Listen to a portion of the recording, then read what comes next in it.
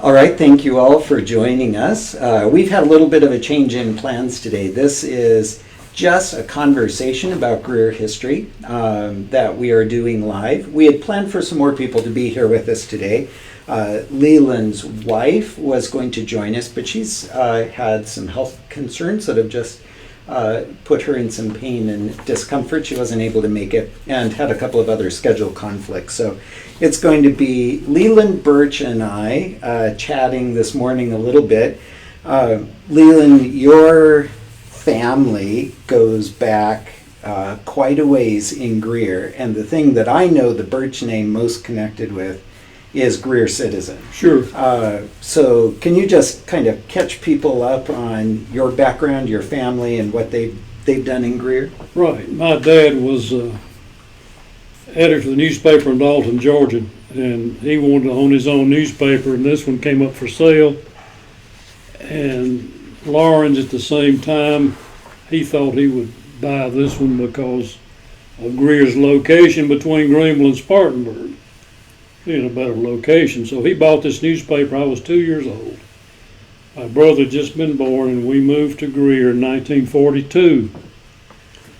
So my brother and I grew up in the newspaper with my dad, running the newspaper.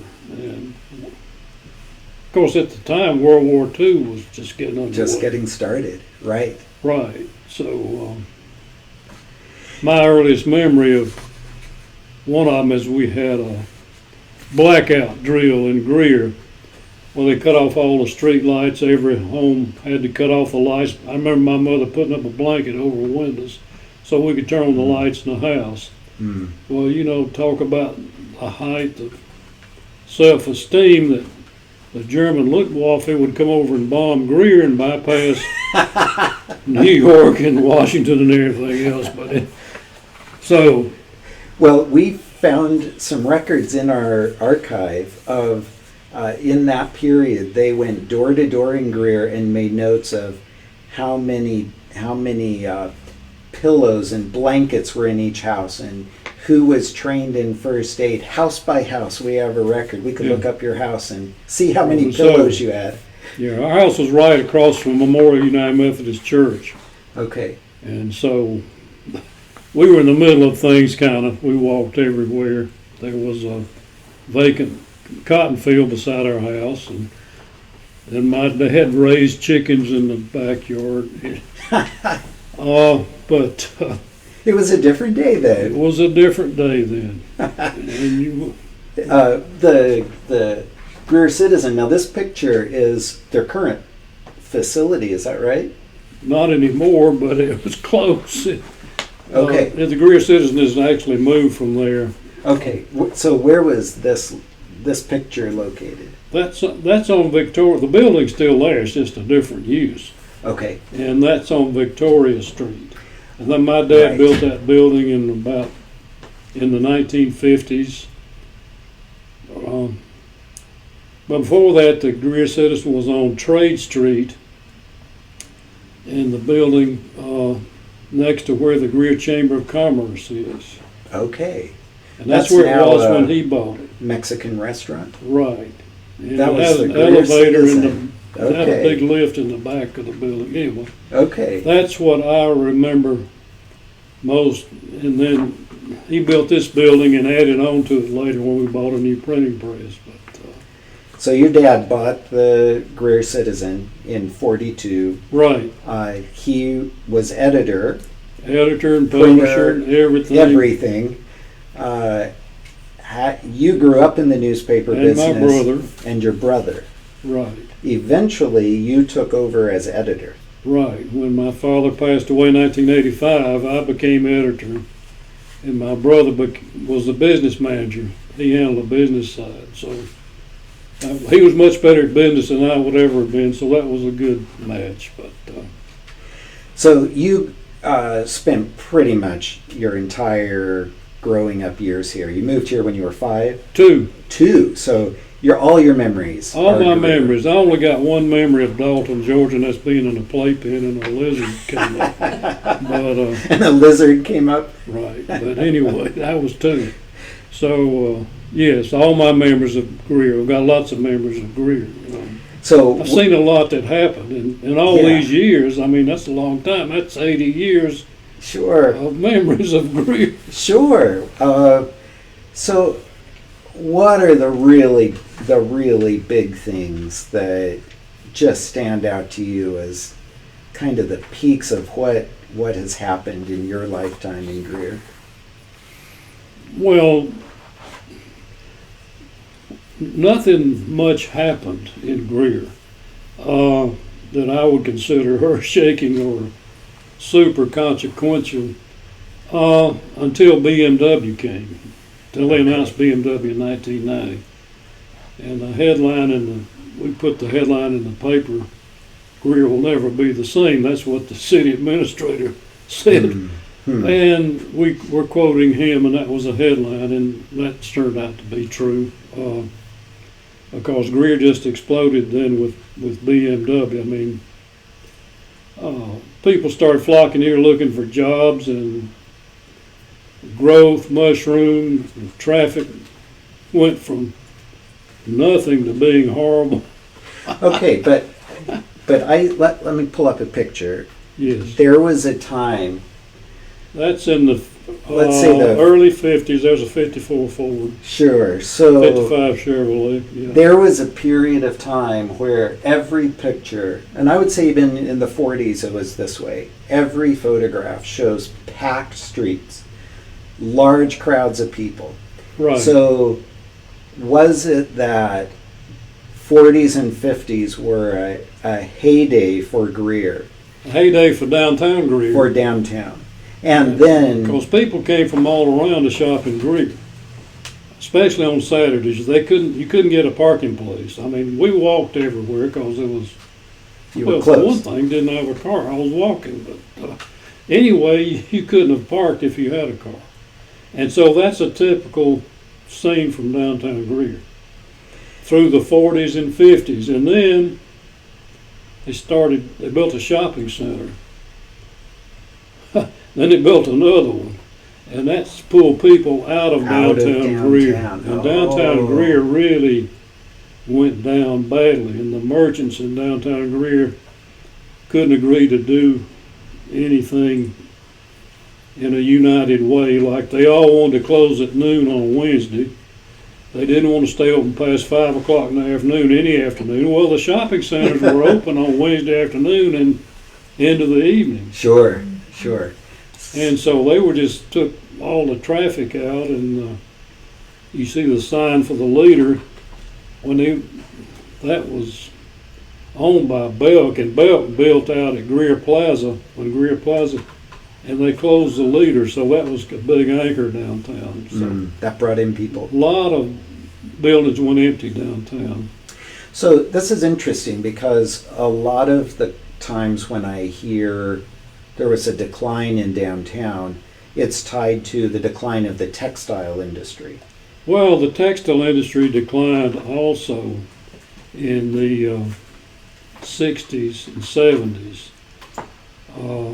And we didn't have much industry to replace the textiles, although the Chamber of Commerce worked vigorously to get.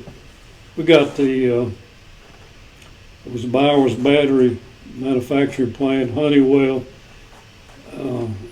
and those plants out on Buncombe Road.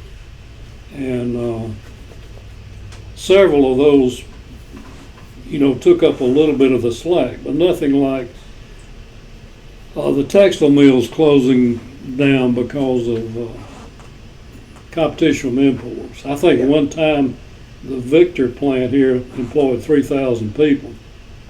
And Greer had 4 textile mills in 4 communities of mill villages. And each of those had a company store except one, Franklin did, and each of them had an elementary school.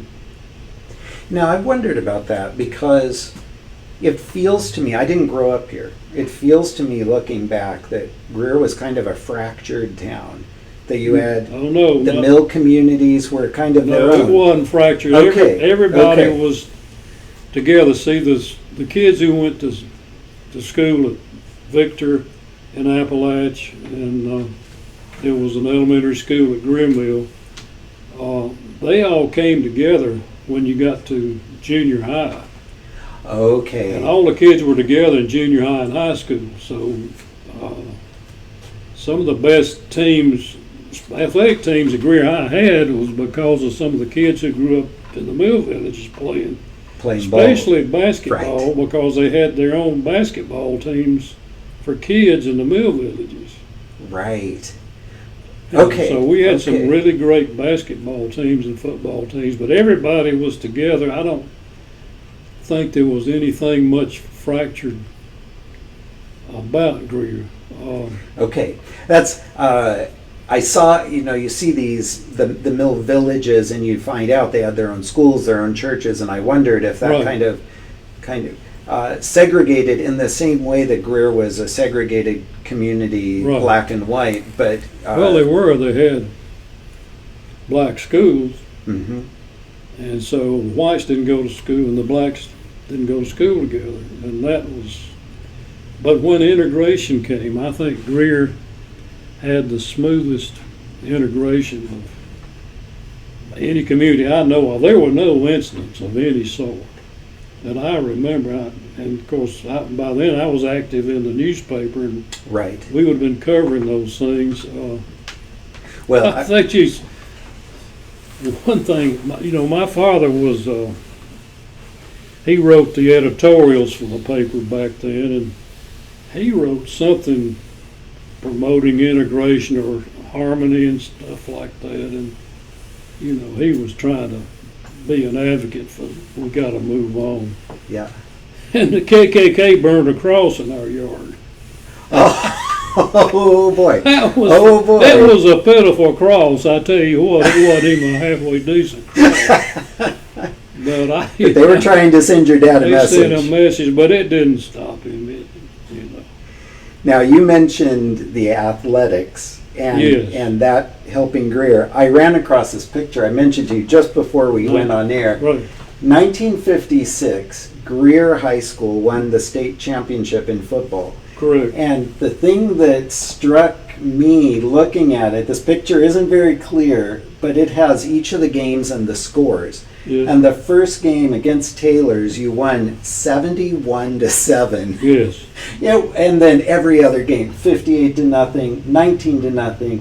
But you had Spartanburg 25-0, Columbia 33-0, Carolina 25-0. You Burns. That's hard even to imagine in today's high school football scene that you beat Burns 27-7. Well, Greer beat Burns many years in a row back then. Back then, it was a different thing.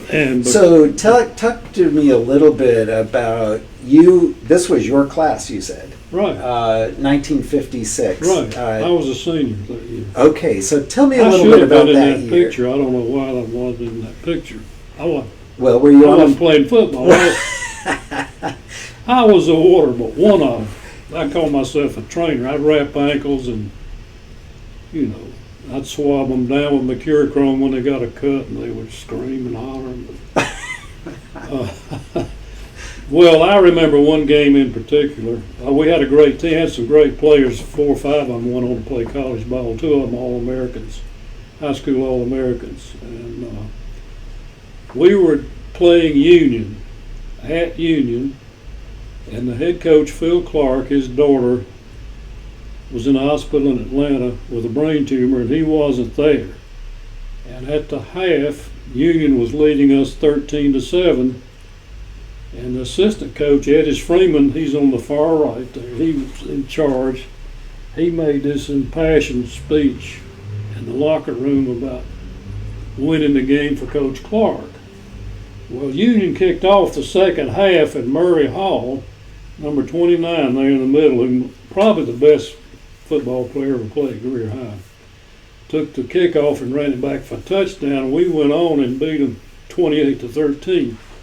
That's the closest we came to, I think, remember losing a game, although the Clinton game looks like the score was closer, but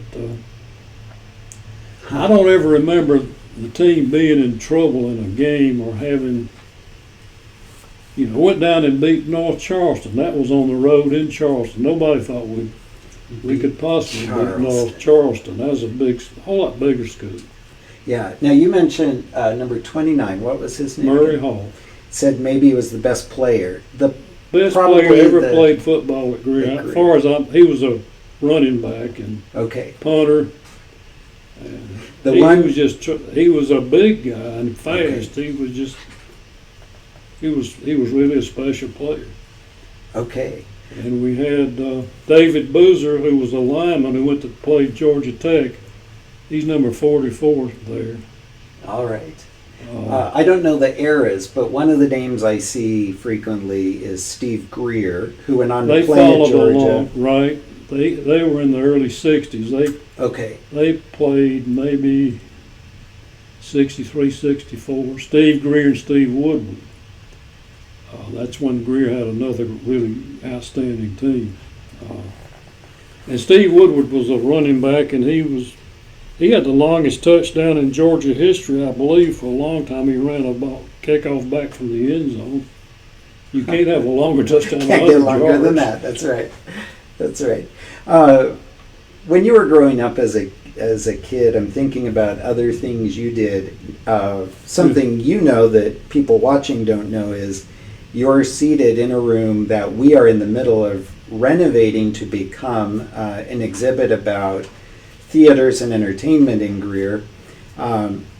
We've built out the marquee from the Greer Theater, but before the Greer came around, the great theater in town was the Grand. There was also the Rialto. And then there was the Rialto, which I've heard a few people call the rat's nest or something like that. So a rat hole, I think, is what they called it. They called it Was that. it not quite as nice? It wasn't quite as nice as the Grand, but it was okay. I mean, What was the Grand like? That's something, it was torn down, and I've never seen a picture of the inside. What was that you went theater up a like? you went up a long entryway to get to the seating area. You took a right to go to the seating area, then you went down to your seats. It was very nice. We would go to the movies when I was a kid, small kid. We went to the movies on Saturdays. Me and my friends. Ever since I was 5 or 6 years old, and for a quarter you could get in the movie and have a box of popcorn and a Coke. Admission, popcorn, and a Coke for a quarter. And then you got to see 2 westerns, a cartoon, and the movie tone news. Yes. Well, my most embarrassing moment occurred at the Grand Theater when I was 6 years old. And this was just kids. It was full of kids every Saturday. And they would have, between movies, they had a drawing for a gift, a prize. So they called out my number one Saturday, my ticket number. And my friend punched me and says, "Hey, you won this." It was a drum they were giving away. Okay. And I said, "I don't want it." I said, "I'm not going to walk down there and go get this." So I was terribly shy and painfully shy. Okay. And he stood up and said, "Hey, Leland's got the ticket." Oh. So I had to go get that drum. And I'll never get over how embarrassed I was Embarrassed you were. to get up and go get that drum. But that was at the Grand Theater.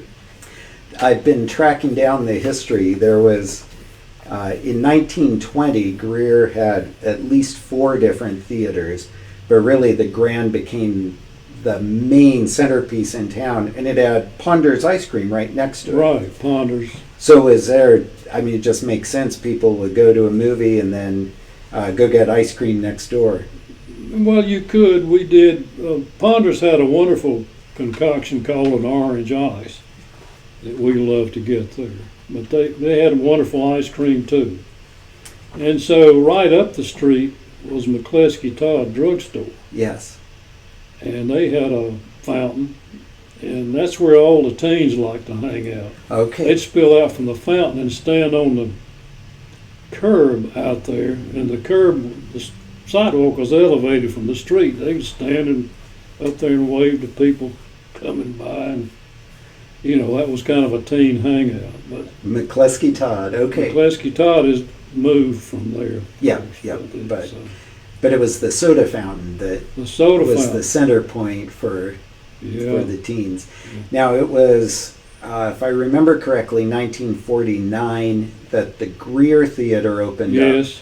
So was that the big new thing? Grand stayed in business a couple more decades. How did that work?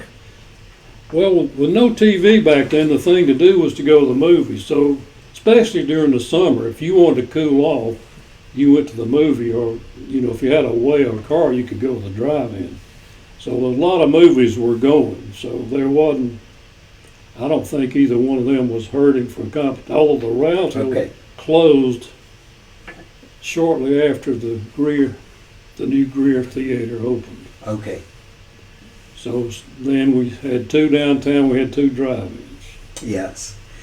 You mentioned we had a stage show at the Greer Theater. A stage show? Yeah, well, one of them that I remember that I went to, Lash LaRue, famous Western movie star of the early 50s, came to town to put on some kind of show. Well, a whole bunch of us went and packed the place, and he had this big bull whip that he would pop, and he would do all kind of things with the bull whip tricks and things, and he just came and put on a show.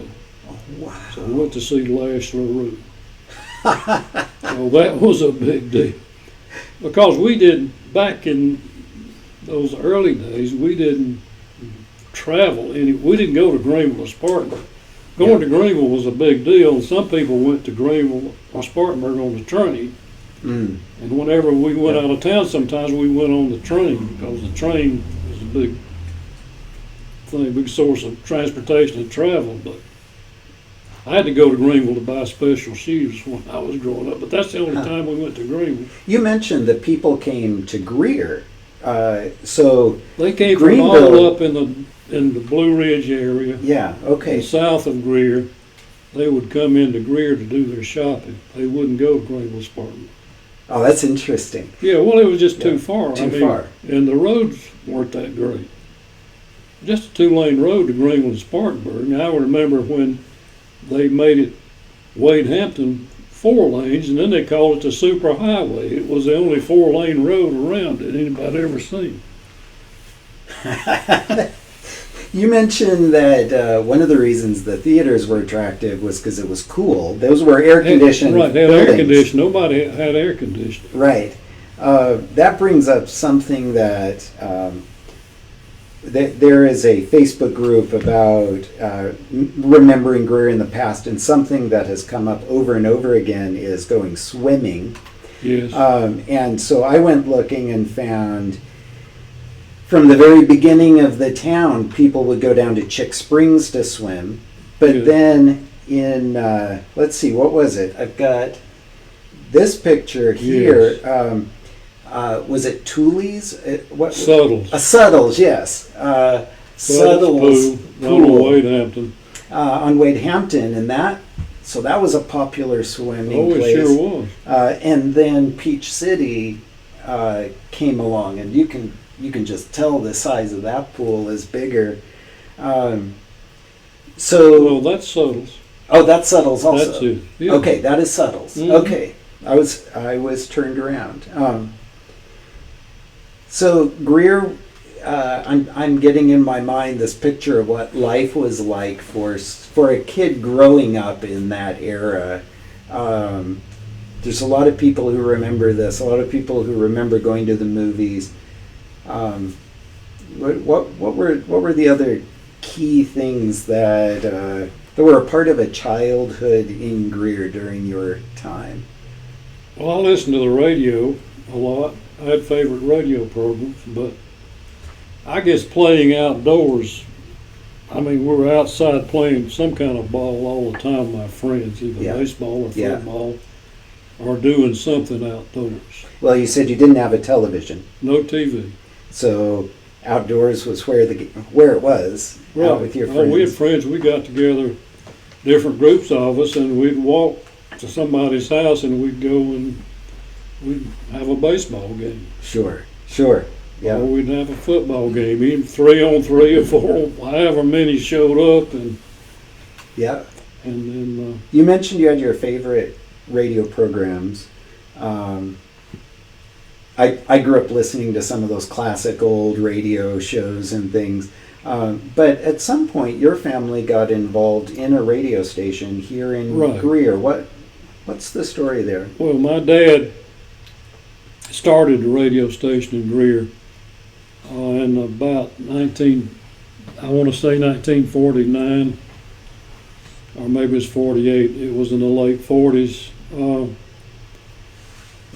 with the owner of a newspaper in Cartersville, Georgia, whom he had worked for, and they were good friends, and they thought a radio station would be a great thing to have, and so he got a license and built the building, all the equipment, and put up a tower and opened radio station WEAB, which is now called WPJM, but it's still in existence. But back then, he had a Major League game of the day. He got a contract to broadcast that. And for 3 or 4 years, he made a good bit of money with that. And that thing was doing well. And somebody, a former employee of his, who had quit or something, went out and got a backer and opened another radio station, which was WCKI. So then we had 2 radio stations. In Greer. And then neither one of them did any good financially. The competition hurt. Was that, I'm looking at a map of Greer behind you, was that located right in Greer? They radio had a station? studio. They were out on off Suber Road on Hood Road, I believe. Over there's where they had their tower, and eventually, well, there's just a limited market because, just like the newspaper, you have to sell advertising to sustain your radio Right. business Right. for commercials, and so that was, it was just tough having that much competition and just a limited number of advertisers in Greer. And one handicap about WEAB was it was on 800, channel 800, which was a clear channel. And at night, the signal from WAB would go thousands of miles. Oh. And the FCC said you can't be on at night because the national channel in Mexico is on that, and you interfere with their broadcast. So WAB had to sign off at sundown, I see. Too powerful. which when my first out of college, one of the first things I did was came back to work in the newspaper. Well,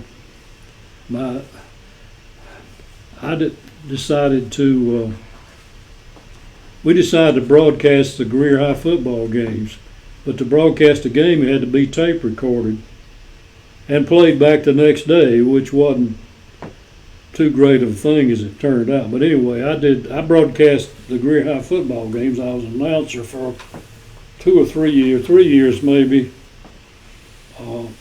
And so that kind of petered out because you couldn't get, commercial sponsors for a game that had been played the previous day. Everybody knew the score, nobody's going to listen. So I went back down on the field.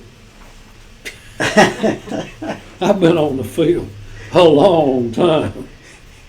Starting as water boy. Starting as water boy in That's 1954. Great. That's great. Someone just asked on Facebook, was there a radio station on Trade Street? I don't know. Not that I recall. Not that you remember. No. Okay. But my memory's not infallible. No. Okay, you worked on. I think they had their office when they opened was in the same building with the Greer Theater. With the theater. The Okay. theater had other commercial businesses in there. Right, right. You worked then your life in the newspaper business, Yes. which let you see the inner workings of the town and Right. see the struggles and things. But you wrote columns regularly. Yeah, well, I did when my dad died. He wrote a column called Off the Record, and which a lot of people liked his column, and he would mention people's names and compliment people on achievements and personal things. And he put jokes in his column that he would find somewhere. I don't know where he found them, but so when he passed away, I decided I'd start writing off the record myself, and I did it in a little bit different manner. But I pretty soon, after 2 or 3 stabs at it, found out if I could get some humor in there, I'd attract a lot of more readers. So I tried to put humor in every one I wrote. And now many of those have been compiled into books, which are a delight to read. Anybody who hasn't read them should. But they should. That would help me out. That would help you out.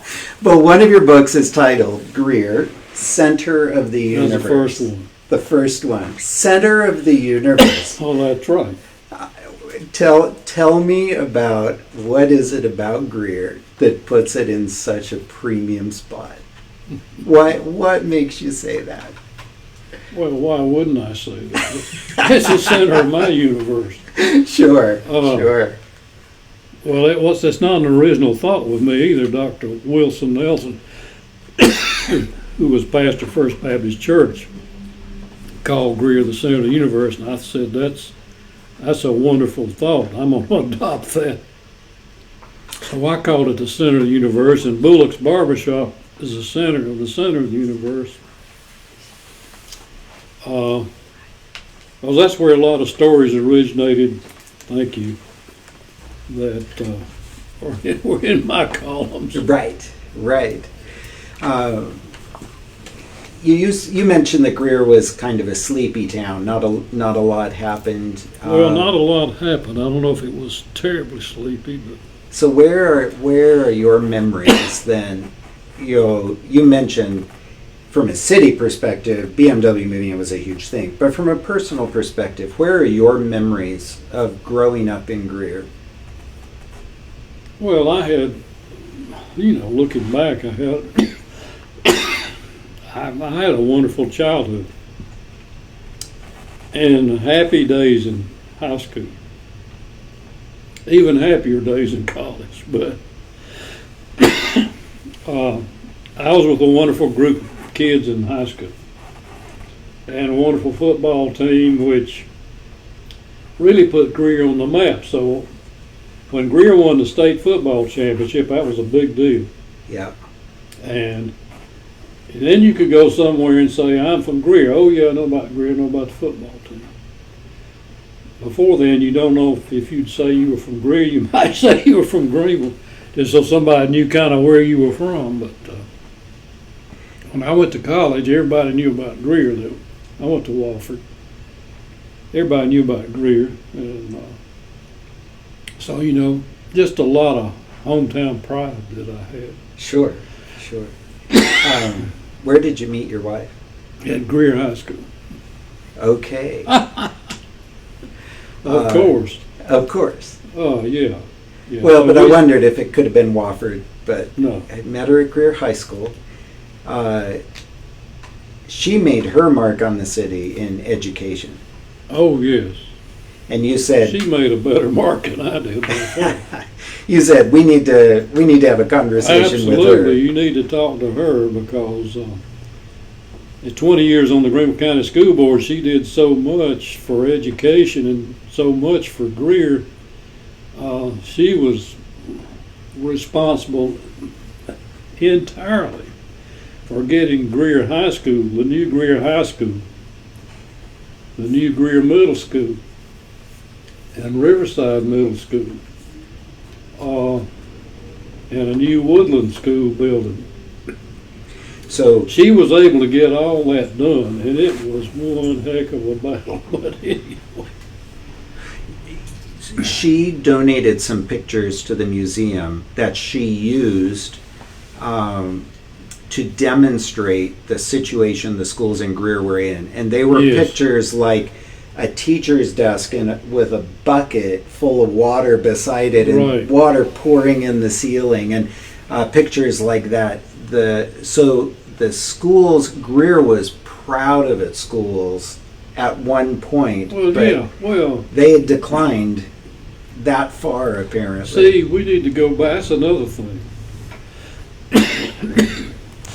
Back in 1952, the Greenville County Legislative Delegation decided it'd be a good thing if all Greenville County would have one school district. And decided to consolidate all districts into one. There were many districts, I think there were 60-something, in Greenville County. There was a huge number. But Greer, City of Greer had its own school system, its own school board, and really good schools. And they had a referendum, and the entire county voted overwhelmingly against consolidation, but they consolidated anyway. That was an advisory referendum. So the Greer City Schools had accumulated money and made plans to build a new building, which would be the new Greer High Schools on North Main Street. And the school board in Greer stayed in session an entire week for a meeting, a 7-day meeting around the clock to preserve what they were doing, to award the contracts for construction and the financing so that school would be built. Mm-hmm. And that's the last thing that happened before consolidation. Well, the pictures, and that was in 1952. So the pictures that you're referring to were made in 1980. Nearly 30 years later, there had been, the school facilities had been allowed to run down during the tenure of the Greenville County School District. Oh. And my wife was running for the school board, and I made those pictures, and she used them in her campaign, and saying she was going to try to get something done to make them better. But someone just asked on Facebook, tell about the snake dances every homecoming eve that went from high school all the way through town. So on homecoming eve, was there dances that went basically through the city streets? What's she talking about there? I never went to one of those. Well, you said you were the shy one. So. Yes, I remember bonfires, Okay. but for homecoming. But I'm sure, yeah, some kids went off on a snake dance, but I didn't go. In fact, so I was not a dancer.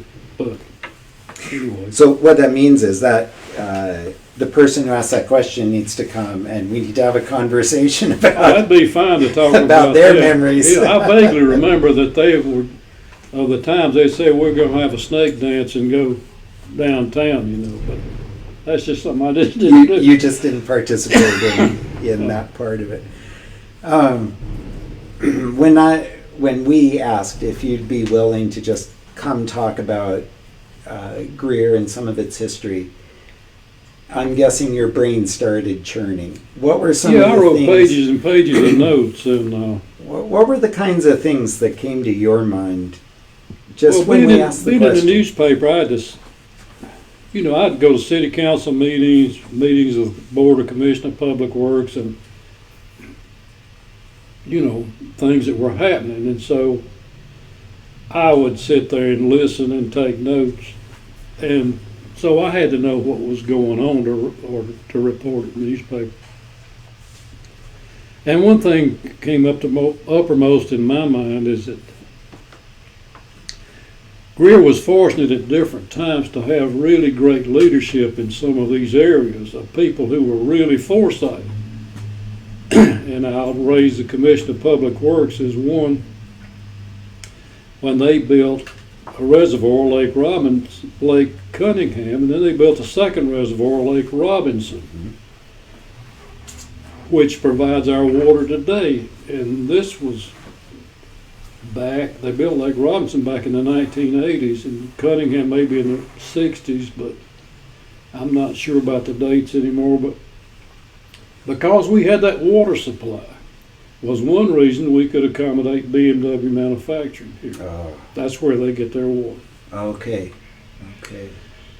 We had, about the time of BMW, we fortunately got a very foresighted and mayor in Don Wall,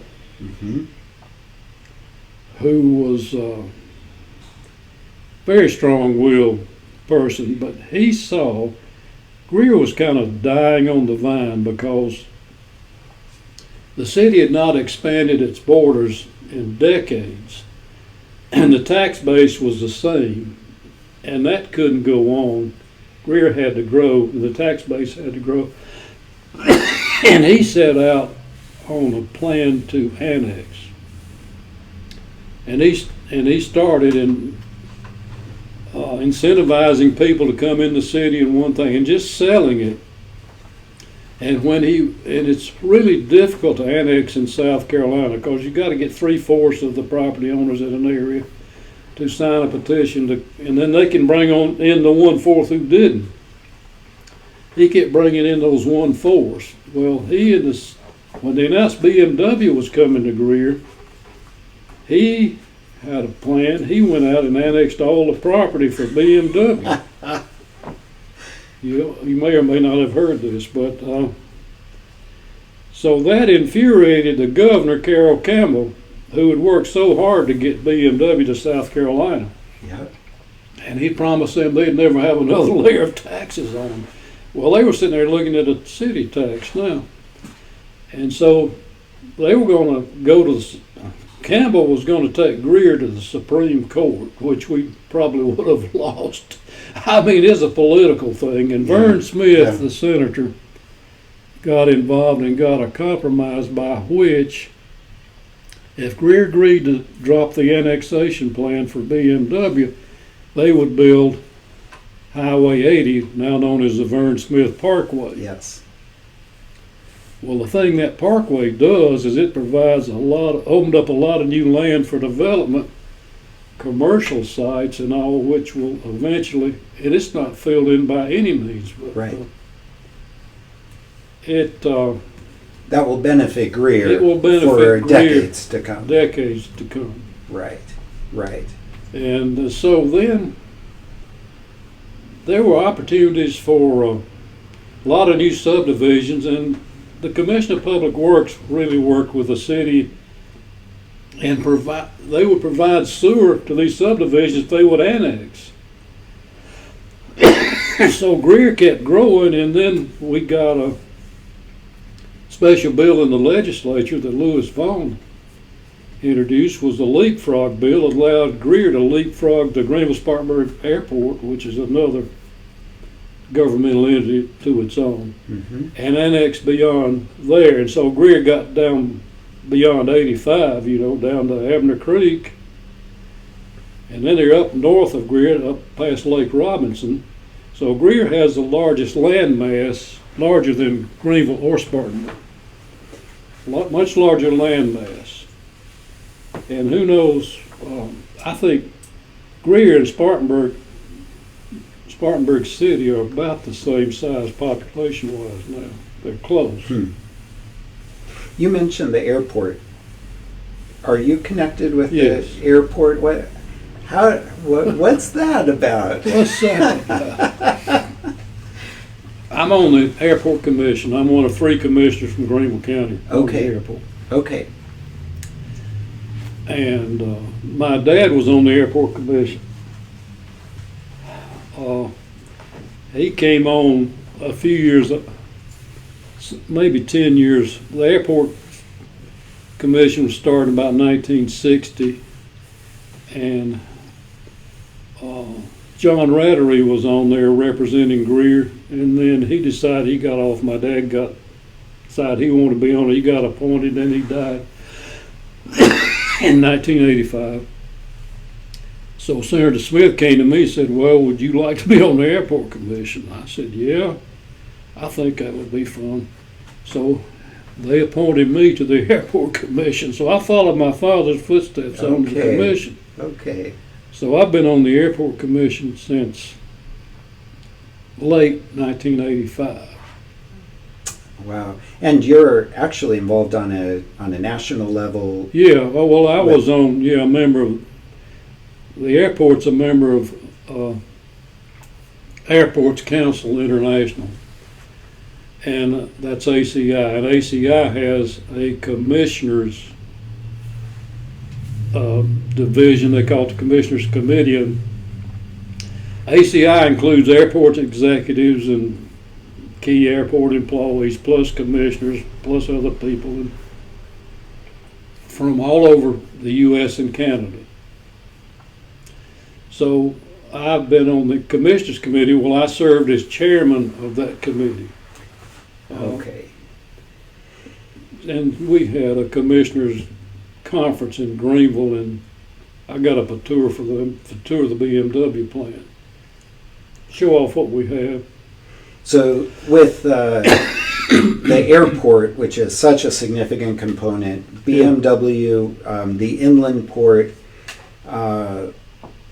the Greer you described early on, businesses shutting down, being shuttered, it has really turned around. Yes. Things are significantly different. That really bothers some people. They feel like the Greer they remembered is gone. Well, yeah, it's gone because of all that happened, but it's gone and it's come back differently. Yeah, you might say. But what, like I said in the beginning, what really hurt was the shopping centers in downtown Greer. Yeah. It just wasn't the same. Right. And the people involved, and the community leadership that we had in the Chamber of Commerce and all, they all, at one time they didn't work together, but when Greer kind of hit a low point, they all said, we need to pull this ox out of the ditch. They started working together, formed something called the Partnership for Tomorrow. Mm-hmm. And the Partnership for Tomorrow was able to get a downtown streetscape revitalization going, and also persuaded, where Strip Club 104 is now, a restaurant an upscale restaurant to open there, because we didn't have one. Right. And that was kind of the beginning of the downtown slowly coming back. Right. But it was 100 puzzle pieces with Don Wall annexing enough to be able to raise more revenue for the city. Like all of those things played together to and the city kind of save a town that was headed downhill. Was really headed down.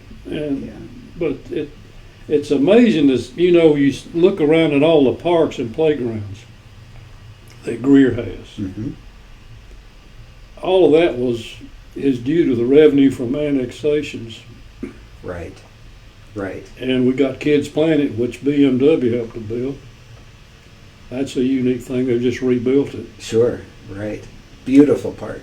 So those were big things that have happened. So I say Greer's, it's come back different. Now again, in downtown Greer, you can't find a parking place. Right.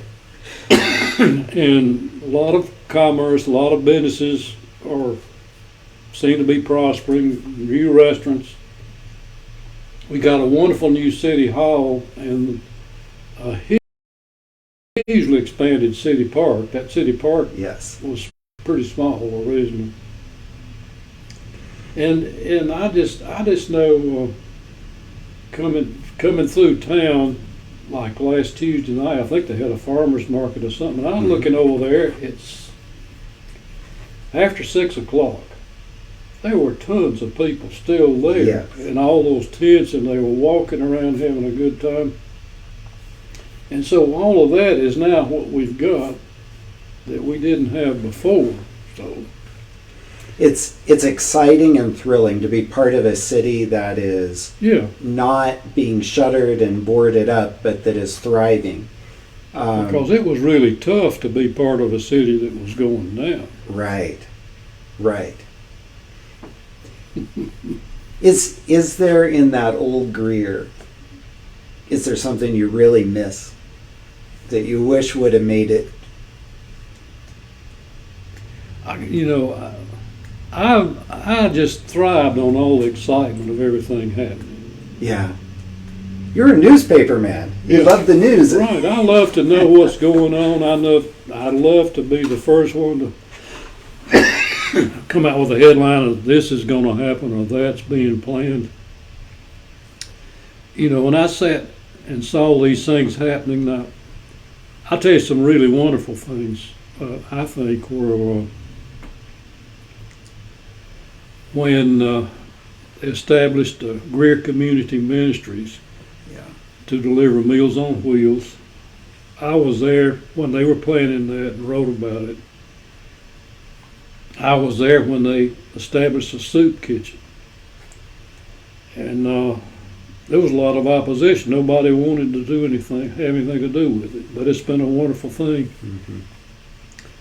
And I was there when they established the Greer Christian Learning Center. Yes. And that's just been a tremendous success, made so much difference in so many people's lives 25 years ago. Right. Right. So those were some of the things that were just, to me, as wonderful as BMW coming. Right. Those are the things that make you proud. They of really your made town. me proud that I was there. And yeah, I can report this in the newspaper. Yeah. Let the people know what's going on. Here's an opportunity for you. Get involved in this, and the community supported those things. I mean, it's what makes Greer a wonderful place. And I'm sure other communities have things like that too, But this is ours. but this is ours. Right. I'll wrap this up here, but I'm curious, what anything else that you had thought about, or anything else you really that you think is really worth mentioning in a conversation like this? I don't know. I'm kind of, I'm just pleased, I guess, that I've been really blessed to have been part of this and been in the middle of everything. Because when I went off to school, I loved being over at Wofford so much that I decided I'll just go get a master's and a doctorate, and I'll just come back to Wofford and be a teacher because I want to be over here all the time. My dad said, well, if you're going to go, you have to pay your own way. So that I didn't have any money, obviously. So I came back to the newspaper, and I wasn't too happy to be back at first, to be honest with you. Okay. And then for a long time, like I said, nothing was happening in Greer, and football was the main thing that kind of kept me going for a while. Yeah. And, but then later on, all these things started to develop and open up, and now I'm looking back, I'm so glad that I did come back. You came back. Somebody just posted something. Does the name? Do you know the name Dr. Frank Woodruff?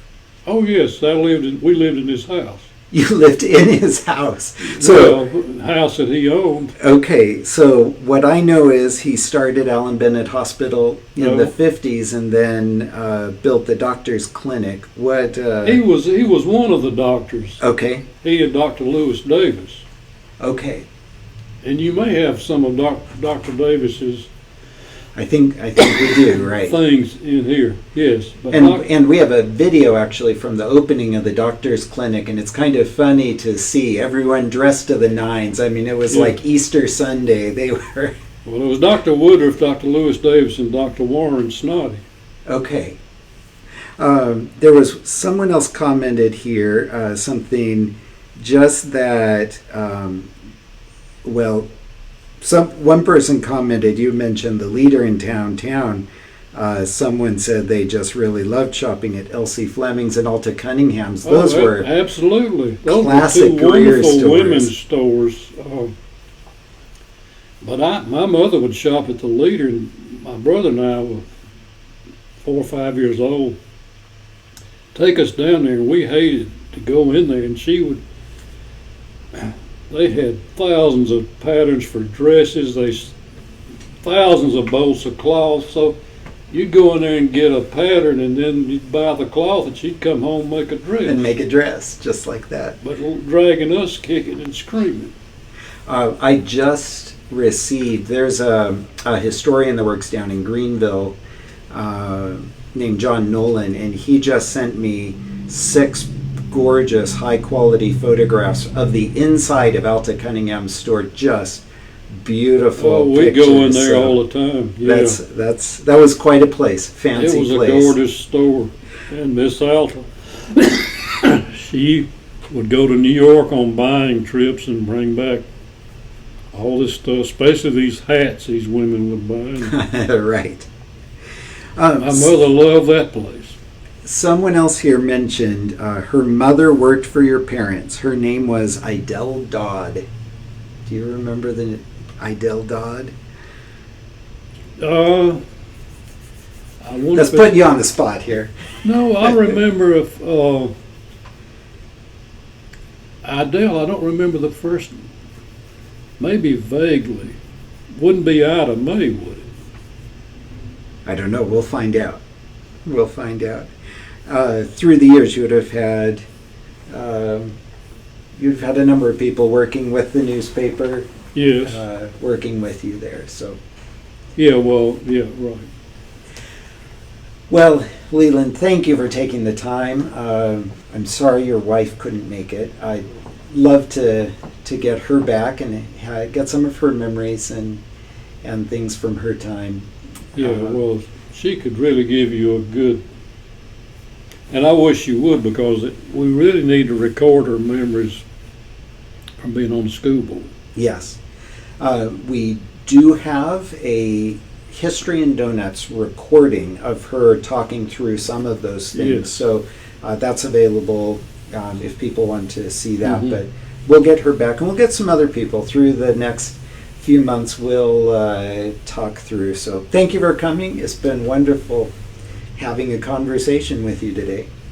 Well, it's been wonderful to just sound off and share some of. We didn't get too much into football, but No, I got lots of football memories. you did love football through the years. Yes, I still do. Yes. I'm still there. Yes. I don't know how much longer I'll be there. Obviously, I won't be there as long as I have been. But Well, thank you so much. Thank you all for joining us. We look forward to seeing you again next time. Have a great day. wow, you went almost a